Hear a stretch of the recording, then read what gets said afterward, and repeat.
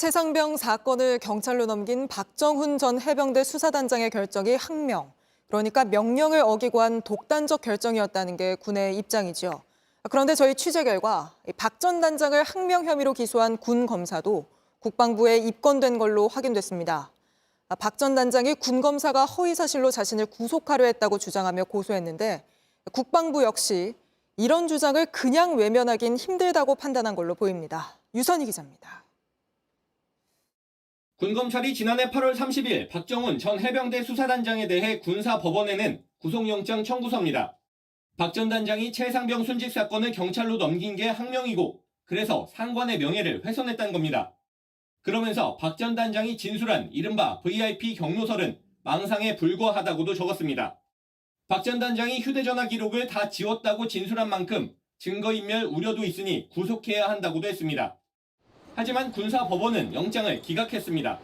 그러자 박 전 단장은 영장을 청구한 검사를 지난 3월 고소했습니다. 허위 사실로 영장을 작성해 허위 공문서 작성 등 혐의가 있다는 주장입니다.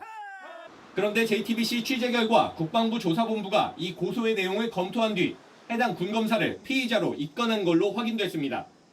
박 전 단장 측의 주장을 그냥 외면하긴 힘들다고 판단한 것으로 보이는 대목입니다. 국방부 조사본부는 조만간 해당 군검사의 소환도 검토하고 있습니다. 조사 결과 박 전 단장에 대한 영장 청구가 무리였다는 정황이 나오면 최상병 수사 외압 사건 전반에 영향을 미칠 수 있습니다. 이런 가운데 박 전 단장은 이번 고소와 관련해 국방부 조사본부에 나가 먼저 조사를 받으면서 대통령실에 대한 조사 필요성을 강하게 주장한 것으로 확인됐습니다.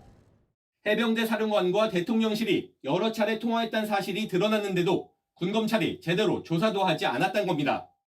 또 VIP 경로설이 망상이라면 피해자가 되는 대통령도 조사를 검토해야 한다고도 했습니다. JTBC 유선입니다.